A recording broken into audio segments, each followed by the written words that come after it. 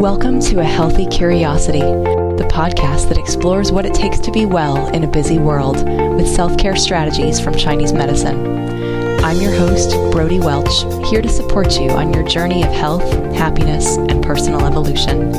Before we get down to today's show, a quick shout out to my 5-star iTunes review of the week. This one is from Podcast Lover in Oregon, who writes, "This podcast rocks. I'm loving this podcast. Each episode is interesting and informative. I find myself looking forward to new episodes coming out so I can learn more. Thanks for sharing your wisdom, Brody." And thank you, Podcast Lover in Oregon. I appreciate you taking the time to review the show. This is how it grows. If you're appreciating what you're hearing on A Healthy Curiosity, I would love for you to let the world know. Just head over to iTunes, click the rate and review button, and drop me a couple lines. And now on to today's show.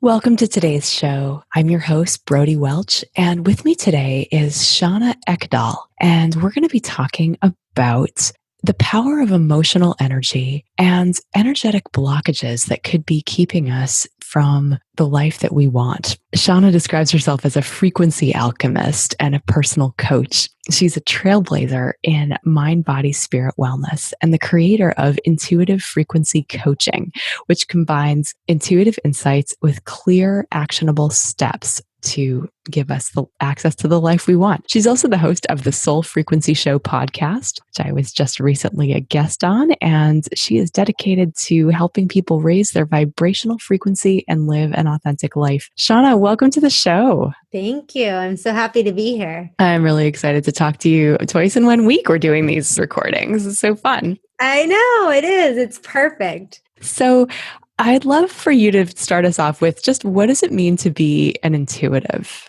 Well, I think it means different things to different people. I think that we all are intuitive. It's just some people are more aware of that ability within themselves, but there's so many different ways that people access information that, maybe our 5 senses don't access easily. And I think that a bit of our soul imprint is left on how we intuit for other people or intuit for our own lives. And for me personally, it's something that I was literally born with. And so I don't know life without it, which is an interesting revelation because it really, when I was 5 years old, I had my first awareness that other people didn't process and see the world like I did. And that was hard for me and it was scary for me. And I didn't really understand it. I felt like, gosh, I just want to be normal. I want to interpret the world as other people do. And that wasn't the case. And so a lot of my life, I tried very hard to not be intuitive, to not really feel other people the way I feel people and the way I see things that haven't occurred yet in current reality. And again, I think that this is our most natural state. It's just that not everybody is awake to it or has tapped into it. And so it's something I think we all should explore. It's a gift, I think, that is our birthright. And it's a way to really connect to our authenticity as well. Because like I said, I think our truth really lies in that we can feel things at a very deep level, that we can see and hear things. And we're all kind of waking up at this time on the planet, or a lot of people are waking up to this ability. I really agree with you that just like any sort of constitutional gift, right? Some people have rock solid immune system. Other people can eat anything. Some people come into the world with a bit of a clearer channel for their intuition and are just more naturally have the ability to go there. But it's something that is within all of us. And from a Chinese medicine standpoint, that idea that everything in nature is in ourselves as well. And when we get quiet enough to listen, to hear those inner voices, to shut off our external faculties of awareness and bring our senses internally, that we can understand ourselves as energy. We can learn a lot about ourselves. We can, in Chinese medicine, we think about energy, that energy needs to move like a river. And when it stagnates is when problems arise. And so just a basic skill from back even when I was in massage therapy school or studying Reiki or studying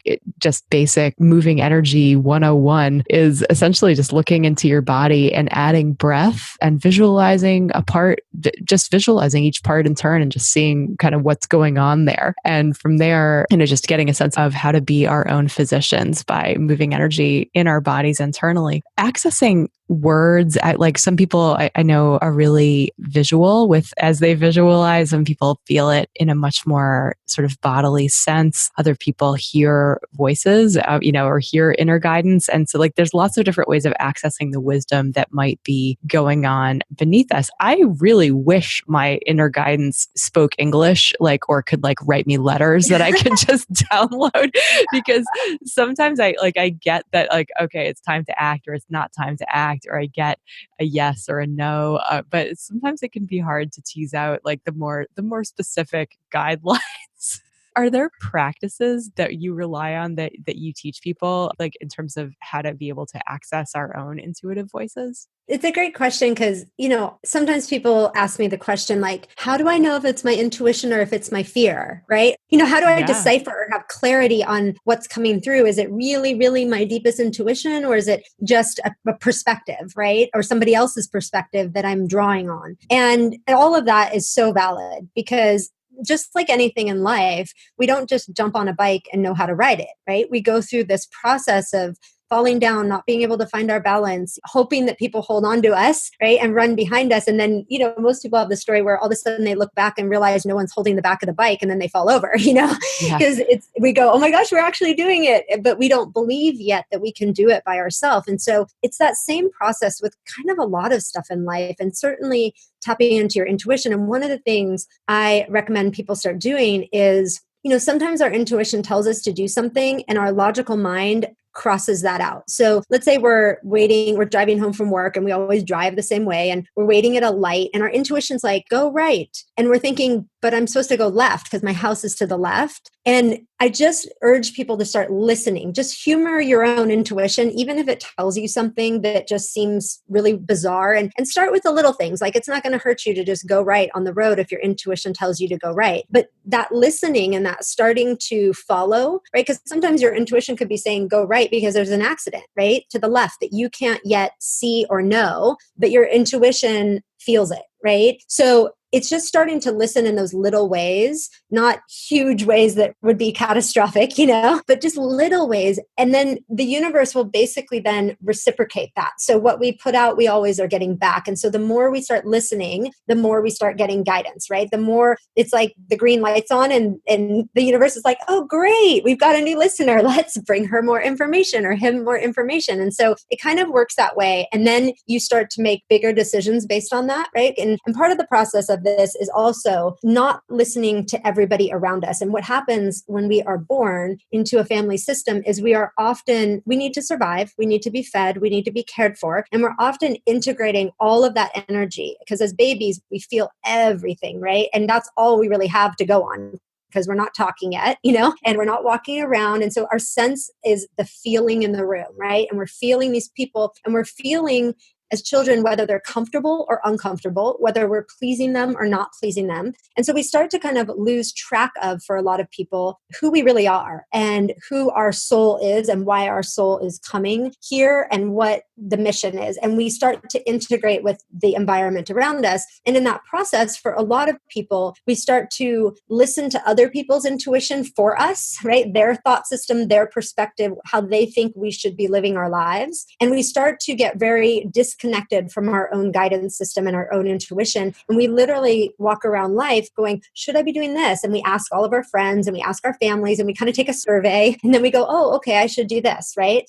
So all of that just disconnects us from our own truth. And so part of reclaiming our own guidance system, our own roadmap really for this lifetime is to stop listening to those around us. And this can be challenging because sometimes people's feelings get hurt or they don't understand why you're not going off of their plan anymore, or you're not, taking their advice anymore. I mean, this is a process that's a slow process of starting to disconnect just a little bit from all of the outside noise so that you can go within and really connect again to yourself. You said a lot of really important things there. First off, the thing that stuck out to me was the notion of how our intuition, like that it's there, and it's there partly to hopefully help us originally survive, right? Like, and it helps us make good choices, but that when we're little, and that we are very much concerned with staying safe in the environment that is around us. And so pleasing our caregivers and being like that, a lot of our individuality can sometimes get underground or go underground because we are in the process of trying to adapt and trying to fit into whatever tribe we're born into. And that actually has exactly the opposite effect of perhaps why we have intuition in the first place, right? Like that we stop having this access to how to live that feels like it comes from this deep and authentic place. And we start outsourcing that safety to the people around us. Yeah, what's interesting too is that in the first stages of like what I like to call waking up to this, not many people walk around self-identifying that they're not living authentically or not living their truth. Like we really aren't aware at the beginning that we're not, we just think this is the truth, right? I live according to my tribe, my people, and this is how we live and this is how we feel safe and comfortable as a tribe of people, because really a core fear of everybody is being alone. Right, getting kicked out of the tribe, you would die. Kicked out of the tribe, exactly.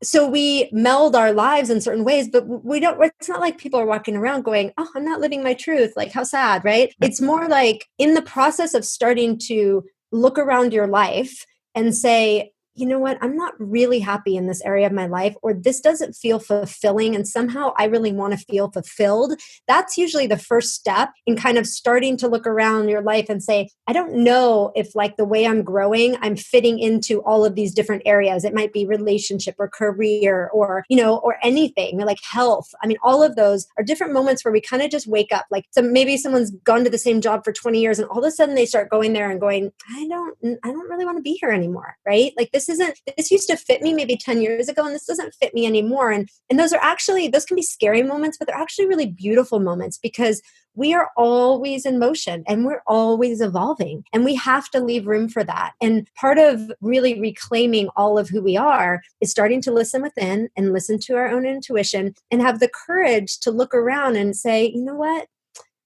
I can improve upon this, or this doesn't feel right to me anymore. And that really sparks the question of, okay, then what does? Right? If I don't want to be at this career anymore, or this relationship feels like it needs work, what's the next step in that? Right? And how can I gently start to just, take one step and take another step? Because change is, the brain doesn't love change. And when we try to do things too drastically, sometimes it's too much of a shock. And so I'm really a proponent of not everything. And this goes to health too. You don't want to try to change everything on a dime. It's too shocking, right? For your life and for your emotions and for your brain. It's just really starting to take a step in the direction that feels good inside of you.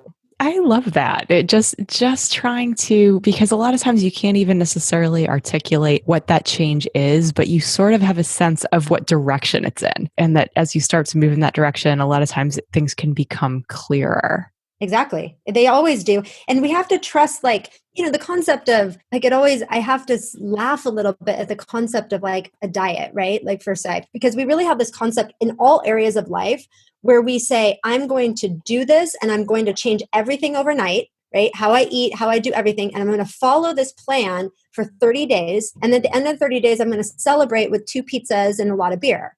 Right. And then I'm going to go right back to doing what I did before, which is all that I know because I really didn't get educated. I was just following a plan.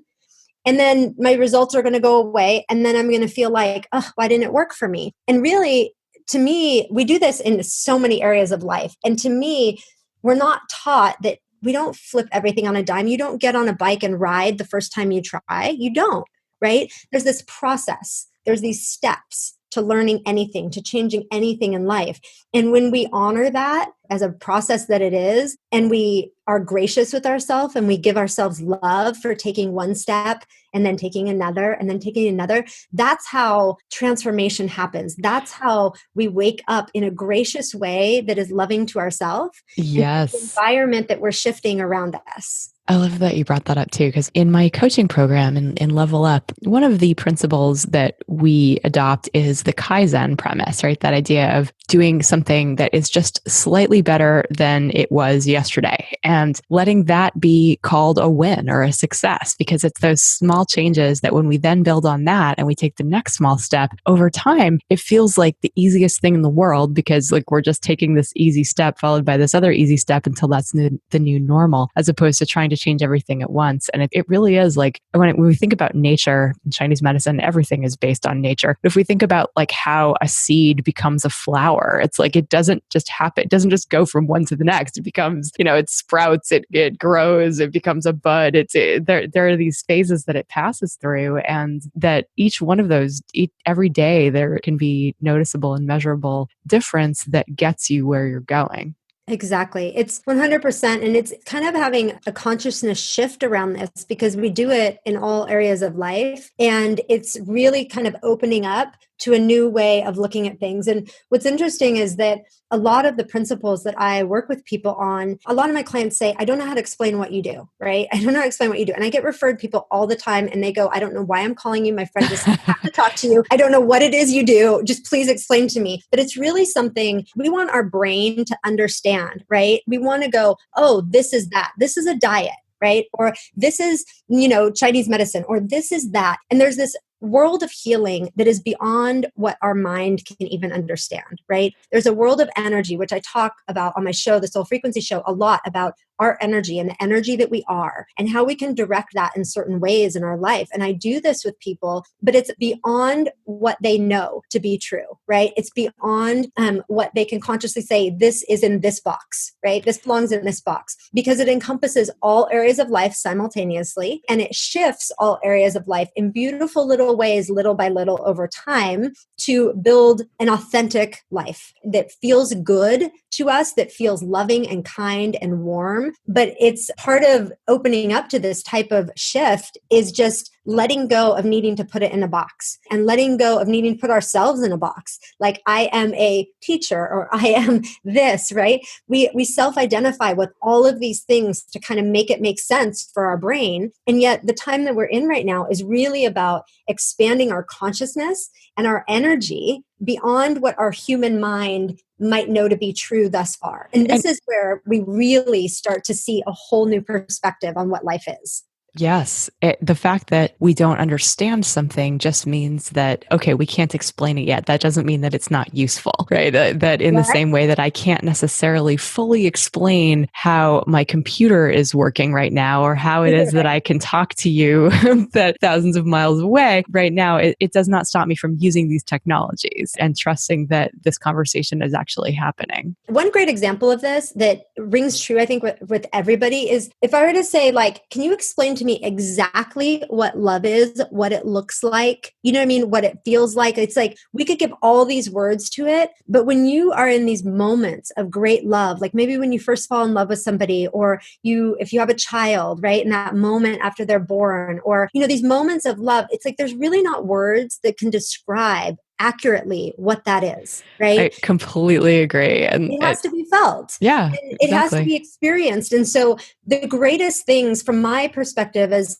somebody who's very intuitive and kind of sees the multidimensionality of the world and sees, past, present, and future all working together, is that to really understand life is to let go of what we think it's supposed to be, or who we think we're supposed to be, or all these preconceived notions, and just remain open and go towards what feels good inside. And we're so used to doing things that don't feel good inside that we sometimes have to just take a second and say, wait, I don't even know what feels good inside anymore, and start to explore these things. Like, did you used to love to dance? Did you used to love to take yoga and you're not doing it anymore? Was it fun to take a walk at the beach and you haven't been to the beach in 20 years? I mean, it seems like such small things, but truly this is honoring your soul. If you love this and you start doing things that you love, new inspiration will come. You'll be walking on the beach. You'll have an idea. Wow, I never thought about doing this, right? So you have to, it's like following the breadcrumbs, right? Of your own intuition, but it doesn't happen when life is so chaotic and crazy and we don't have time to feel anything or think anything, or, or slow down. It doesn't happen there. You are a powerful being, and it's really hard to feel that way if you're stressed, overwhelmed, or routinely overriding your body's cries for rest, nourishment, movement, and joy. You deserve to make time to take care of yourself and to enjoy your life, not just get through the day. If you are ready to stop putting yourself last on your own to-do list, you're invited to claim one of the last few spots for the May round of Level Up Your Life, my transformation incubator.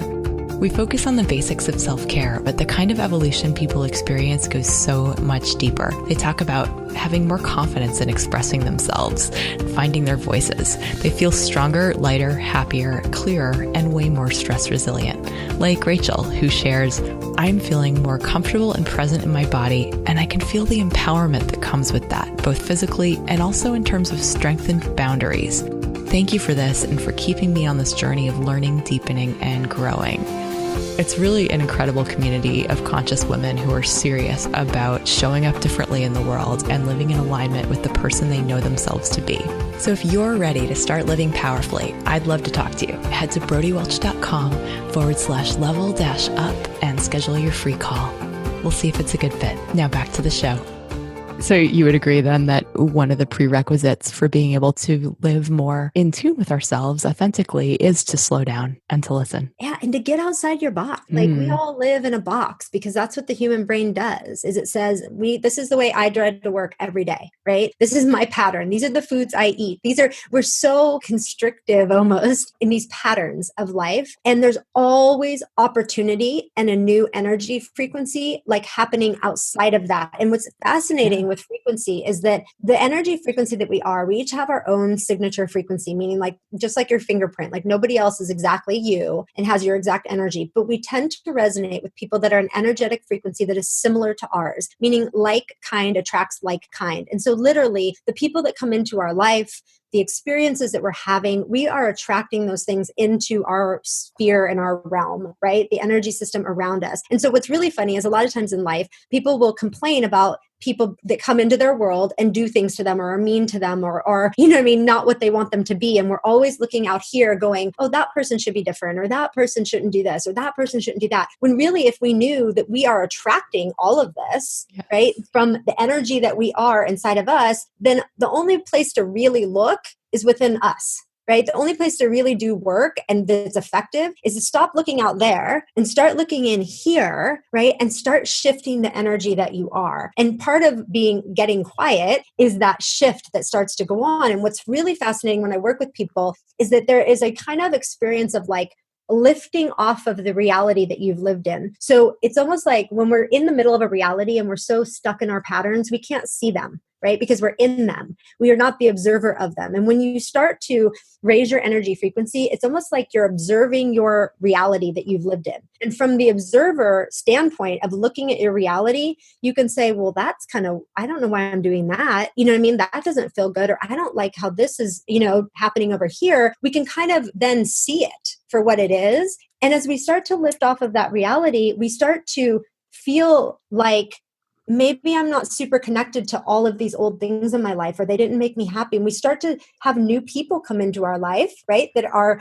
resonating with this new energy that we bring in. And we start to have some new experiences start showing up. Sometimes the people in our old reality are feeling like you're busy all the time, or I don't get to see you anymore. I don't know. Something's different about you, right? Because we are always sensing this energy within each other. And this is why a lot of times change can be difficult, is it's not so much the change that's happening within us, it's the difficulty of the people around us not then feeling comfortable with the changes that we are enacting in our life. And this is something to really navigate. And this is how there's a great way to navigate this, and there's a challenging way to navigate this. And so I really help my clients up-level their lives in a way that is peaceful and gracious and loving to not only themselves, but everybody involved in the process of this shift. Well, that's so smart, because it really is, when we shift something on the inside, it's going to eventually show up on the outside. And then eventually it's going to become recognizable to the other people in our lives. And sometimes it takes having a conscious conversation like, okay, I'm no longer going to be having this like heavy meal at 8:30 at night. I'm now going to be eating by 7 because that's what I need in order to get up early and feel my best and sleep through the night and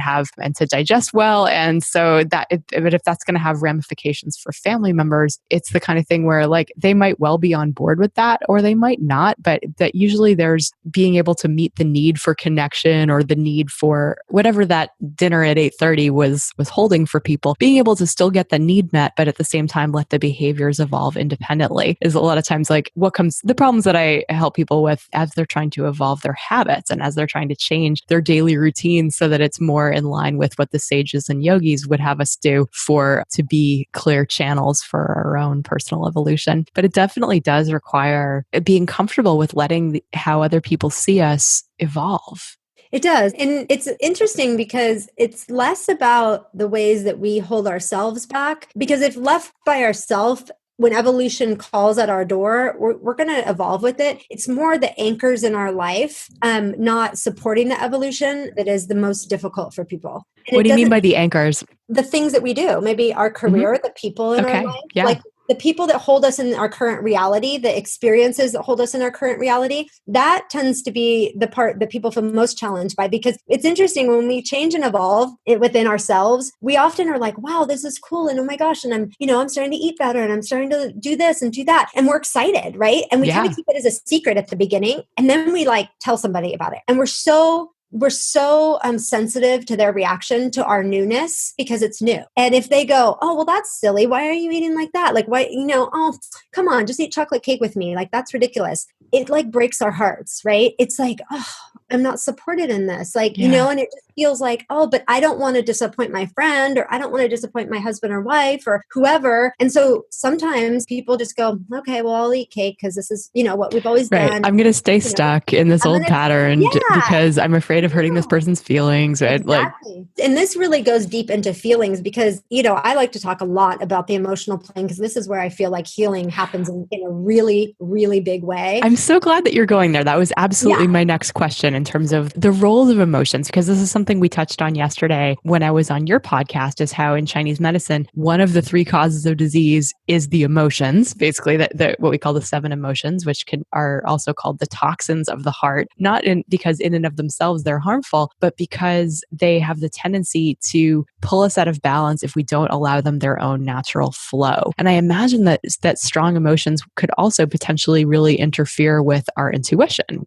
Is that right? Yes. And it's interesting because in our culture, like emotions is not like a sexy topic. Like nobody just is like, yes, let's dive into our emotional self. And this is where I'm going to really move forward in our life. We really are much more comfortable diving into our mindset, diving into our physical body and changes in our physical body. And yet in my practice, I see the most amount of fast evolution in a graceful way with looking at our emotional self. And we are taught at a very young age to not feel our feelings. We are actually disconnected from our feeling center by the time we're about 4 or 5 for most kids. And it's really happens in the way of, don't throw yourself on the floor. Why are you crying? Get up. You know what I mean? Or this is silly to cry about. Why are you crying about your toy? You know what I mean? Because it's maybe silly for the parent, but it's not silly for the child. And they're feeling real emotion about losing their toy. And the parent is saying, well, to me, it's silly because a toy is not a big deal, right? We'll buy another one. So we are dishonoring the feelings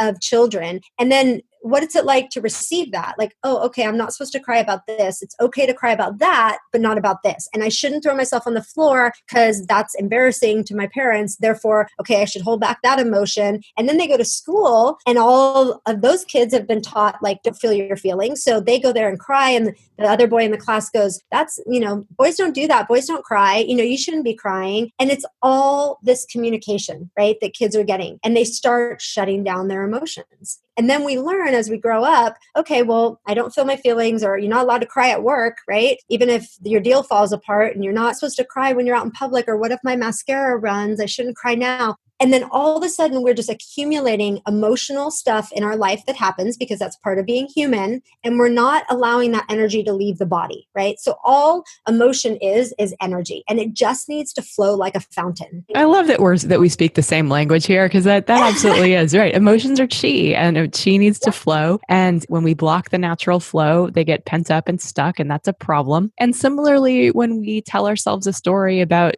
why this emotion is entitled to be there forever and ever and ever, we perpetuate it perhaps longer than it needs to be there. It takes very short amount of time to clear emotion, but people hold on to their emotion for decades, and it traumatizes so many areas of their life and keeps them blocked in finding who they are, blocked in living their truth. Because if we have a lot of fear and a lot of anger and a lot of sadness, we are spending an incredible amount of energy trying to repress that. Exactly. Right? So we are not able to access all of our energetic self to do other things. Right. It's like just keeping that emotion in its cage is a subtle drain on the entire system. It is. I'm wondering if someone knows that they've done that. They're like, okay, yeah, I can admit that when I was going through a divorce, I had to keep it together. And so I may have tabled the grief and rage or whatever else that is going on. Or like maybe someone had multiple people die in quick succession and they didn't really get a chance to process everything. If we sense that there is some emotional backlog,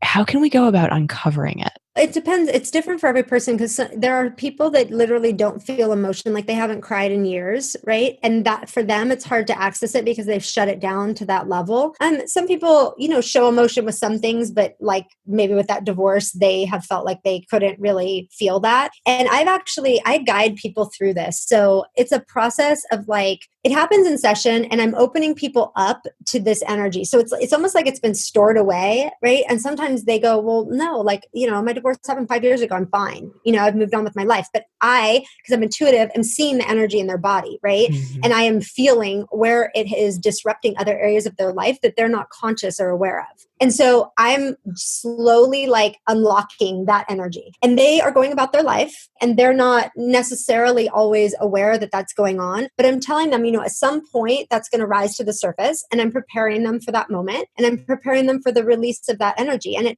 I don't know exactly when it's going to happen, but I know it will happen. And so I give them a lot of information around that, right? And how to allow it to come up and how to not allow it to re-trigger things, but just flow like a fountain, right? As safe as can be right out of the body. I'd love for you to get a little bit more granular on that, because a lot of these things that you're talking about are concepts that I think people have some exposure to, but lack the practical, okay, but what do I do? Like is it just a matter of letting myself cry? Is like, do I have to intentionally create a space to invite this emotion to come have tea with me every day? Or like, what are we doing?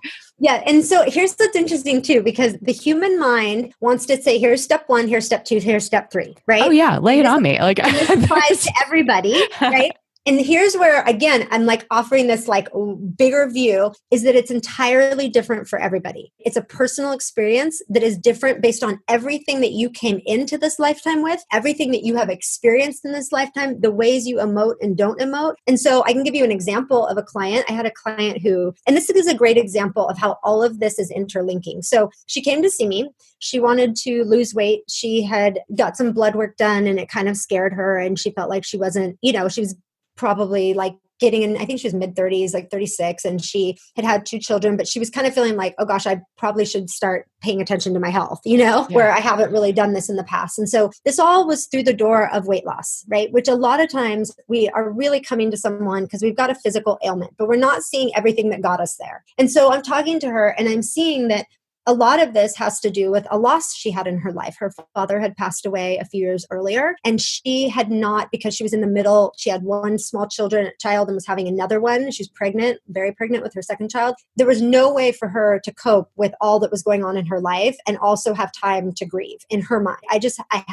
I'm having a baby. I have another child. This is too much to handle. And she was deeply, deeply connected to him on so many levels. And this was such a big loss for her. And she was in the process of getting her PhD, but she was nearing the end point of when she had to write her dissertation and she wasn't doing it. So she, again, came to me because of weight loss, right? And we started talking and I started leading her to these other things. And she was like, I just can't write my dissertation. And so I'm eating because I'm frustrated because I'm not sitting down and doing the work. And why can't I do the work? Now we go deeper and deeper. The reason why she wasn't writing her dissertation is because she was so traumatized by the fact that her father would not be in the audience when she walked the stage that she literally was not going to write the dissertation and she was not going to get her PhD. Because again, she hadn't handled the fact that her father had passed. She hadn't cleared that energy. And so this is all unconscious to her. She's coming to me going, I'm struggling with food. And so this is how multi-level and layered we are. And we're not ever going to be conscious of this stuff until somebody points it out to us. And so for her to actually heal her body and the extra weight on her body, we had to go back and I had to lead her back to this emotion about her father. And for her, it's like we talked about it and I said, I want you to sit with it. I want you to think about him. I want you to tap back into this time. And finally, I said, one day you're going to call me and you're going to say emotion's starting to come. And so she called me one morning at 9 a.m. and she's like, I can't stop crying. I'm like, perfect. Let's talk about it. I'm going to sit here with you and you're going to cry, right? I'm just going to be here. I'm just holding space for you. And you're just going to cry and cry and cry. And she's like, okay. And I can't breathe. And I'm like, you're good. You're good. All this is just energy leaving your body. This is just you clearing, right? And part of her allowing herself to clear the energy of her father was me sharing with her that it doesn't mean that she's letting go of him. Exactly. Right? Her feeling the feeling is it's going to actually make sure that she's closer to him because she's no longer has this scary barrier of emotions and she'll actually be able to tap into feeling him around her and all of these things. And so she starts clearing all this emotion. I had her get in the bathtub and the whole process lasted 2 hours. And for 3 years, she has held on to emotion that lasted 2 hours. And after 2 hours, she's like, I have nothing left. I have no tears left for this. And I'm like, do you feel close to him? And she's like, I do. I'm like, go write your paper. And within 3 days of that, she finished her dissertation and she walked that stage and felt amazing. And the weight came off because the reasons that she was eating were not there anymore. So this is a great example of all the different layers. And because I see all the different layers and how they're interplaying, we can actually get to that root cause where if I just had her come in and go, okay, let me put you on a diet, she'd be always working against all this other stuff. Yeah, and it would always feel like a struggle. Like she might be able Exactly. to stick to the diet, but through force of will, having to overcome sort of other tendencies brought on by the emotional stagnation. Yeah. Exactly. Okay. And she would always feel like she wasn't succeeding because the emotion is stronger than our greatest willpower or intention, right? Okay. To follow the diet. So the emotion would always rise to the top eventually, or it would always stop her. Her eating was keeping that emotion there. So your desire to hold that emotion in is going to always trump your best effort at following some food plan. That makes a lot of sense. And that's another reason or another way that our daily lives can be kind of a feedback mechanism that it can either keep us stuck or encourage us. Like, because it was the other way you could do it is to absolutely refuse to go there and see what emotions come up, what emotions you've been trying to put down with food, but to create space for them to come up. And then like that might be a way of being able to deal with things. Yeah. And I have to say that one of the things, like one of my biggest intentions in life is to love people. And what I have found is that healing happens in the presence of love. And so there's a nurturing that goes on when I'm working with people that most people haven't experienced in their life. And in that nurturing and in that feeling held, right, we feel safe enough to let this other stuff go, right? Because love is a very high vibration energy. And when we feel deeply, deeply cared about and loved, miracles happen all the time. And in that space is where we feel safe enough to figure out who we are. We feel safe enough to be that in the world. We feel encouraged enough to shed whatever we need to shed that we don't want to hold on to anymore. And so that is really, I would say to people, if you feel resistance to it or if you feel afraid of it, it's just, you need the love around you, right? And find that support system that is going to love you and guide you through the process, because that's everything. It gives you the courage to make the steps that you want to make. That is a beautiful point. I feel the same way, that part of that, even it's almost irrelevant how much I've studied Chinese medicine and herbalism and acupuncture. It's like when I'm interacting with someone, that being able to just witness what's going on for them and to love them unconditionally is like that is how we create the foundation of a healing relationship. It's 100%. I mean, if it's rooted in love, it works. Yeah, there are practitioners that I have a lot of respect for that I come away from feeling more afraid about my health than I did when I got there. And I just kind of feel like, nope, that's not going to work for me. Like that, even as much as I respect someone's training and diagnostic skills, if they engender a feeling of uncertainty in me, it's not a good fit. Well, you know what's fascinating is you cannot live in the vibration of fear and love at the same time. And people either build their life out of love or they build their life out of fear. And even when they are saying they love people in their life, which might be very true for them at the time, they are loving people in a way that like, oh, I must love them like this or they will leave, right? Or if I don't love them like this, like something might happen, right? Which is still based in fear. And so we can't have those things at work simultaneously in our life. And really at a core level, what I'm helping people do is move out of the fear energy patterning and into the love energy patterning where great things manifest really quickly. And we are free from being in these cyclical patterns that just keep us running around and keep our energy stuck in that, so that we can move into love where we can actually create great things. There's a lot of low frequency patterns when we're in fear, and we can't have both of those things. So we kind of have to get to the core of like, okay, why am I making the choices I'm making? Because for instance, like this is really powerful. Like I could decide I wanted to send my son to private school, and I could decide it from fear saying, oh gosh, if he doesn't go to this school, he's not going to get into a good high school and he's not going to get into a good college. And, he's not going to learn the things he needs to learn to be successful in life. Or I could say, I want my son to go to a private school because I feel like it'll bring him so much joy, and I feel like people will really connect with him, and it'll be a small class size and he'll feel really good in that environment, and there'll be a lot of joy and love around him. So we can make the same decision from either a place of fear or a place of love. And the impact of that, like that, the seeds of that intention go through the entire decision, correct? Absolutely. And they not only follow your life, they follow the life of the person you're making the decision for. Wow. It really changes. People do not understand the power of intentionality a lot of times. Yeah. And where our intention goes is where we are manifesting, and it's how we're creating the environment that we're moving into. And so it's just very important to look over your life and say, why have I made the decisions I've made? Do I stay at the job that I don't like because I'm afraid I won't find another one? Right? Why am I doing what I'm doing? And when you ask those questions, you'll get to whether it's fear or love. Can it be both? I totally get what you're saying like that. And a lot of times I'll use the example of like breaking your diet rules or whatever they are for yourself. It's like if you're typically not eating sugar, but then it's somebody's birthday and you want to celebrate with your family. It's like if you decide like, I am participating in life, I am doing this from a place of joy and celebration, and eating the cookie is going to have a very different effect than like eating it, looking at it going, I'm a terrible person with no willpower, and as I eat this, it's proof that I am in fact a failure and I can't meet my goal. Like that has a totally different energetic experience in the body. So I feel like that's like on the one hand very clear to me, but what's less clear is, let's say that thinking about intimately with like my business, for example, if people keep telling me that I need to find a niche and I love what I do, but there's this part of me that feels incredibly blocked about finding a niche. And I can't tell whether that's because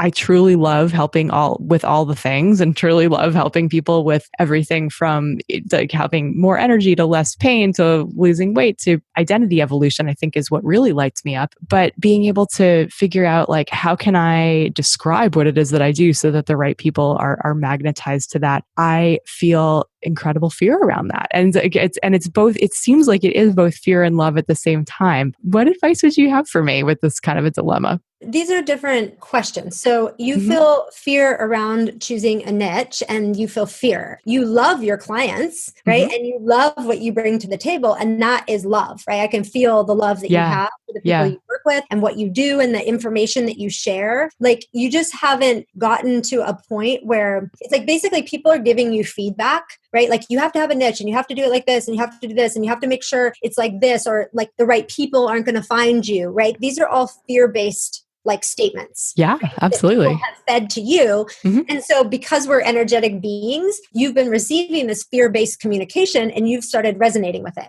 So it's almost as if the fear that you're experiencing about it isn't even yours. Oh, that's so interesting. Because yeah, it's at the same time, like there's a part of me that's like, no, the right people will find me. It's a resonance thing. And like it'll all Yeah. work out. Well, and here's the thing, there is a niche for you, but it's just not the way, because when we have fear-based people talking to us in a fear-based way and we go into fear, we go into cyclical pattern. I'm not clear. I don't have clarity on this. This doesn't feel right. La, la, la, la, la, la. I'm not going to pick a niche, right? When we allow, this is a great example for everybody, when we allow the outside forces, right, to tell us the way it has to be, you have to do this to be successful in life or to be happy or whatever, and it doesn't resonate with us, then we start blocking our own self with all of this fear. Like these people have successful businesses, like in your example, they're telling me what to do. I better do that. We disconnect from self. We disconnect from our own power. And in my opinion, like when it comes to people guiding businesses or guiding things like that, we need guidance. Yes, we need mentors. We need people to help us with that. What we need people to do, and the way we needed them to help us, is to really, and this is hard to do if you're not intuitive, help you connect to you about this subject. Really true. Yeah, who you are, what's coming through you. Because if you're connected to your channel and you're talking to me about what's coming through to you, and I'm feeding this back to you as I'm seeing intuitively what's true for you and what someone else has told you, and we're having this conversation, then in this loop, like your niche is going to pop out by having this conversation because you have someone reflecting back to you. Beautiful. Yeah.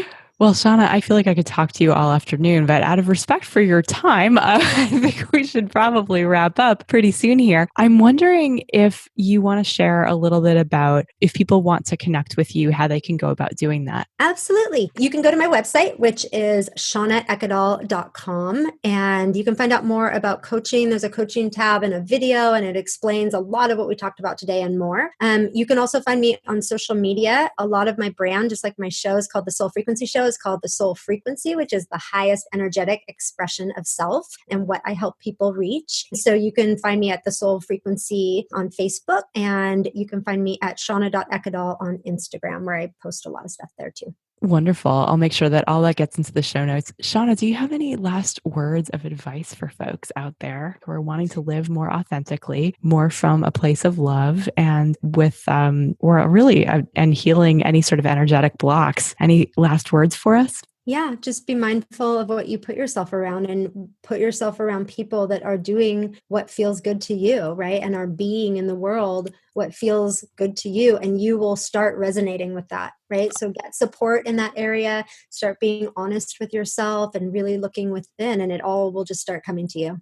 I love that, because it's so true that we are energetic beings, and we're exchanging energy with our environment and the people around us all the time, even if they're not physically near us, that those interactions shape our energy in a really tangible and practical way. Absolutely. Thank you so much for sharing your wisdom. I appreciate your time and your candor and your practicality. It's a really beautiful thing. Thank you. It was a pleasure being here with you and your listeners. Thanks for listening today. For more episodes of A Healthy Curiosity, you can visit the iTunes store. If you appreciated today's show, please leave us a review. This helps other people to find the podcast. You could also head to brodywelch.com, where you can find free self-care resources, learn more about Chinese medicine, and let me know what you'd like to hear about on future episodes. I'd love to hear from you. Till next time, be good to yourself.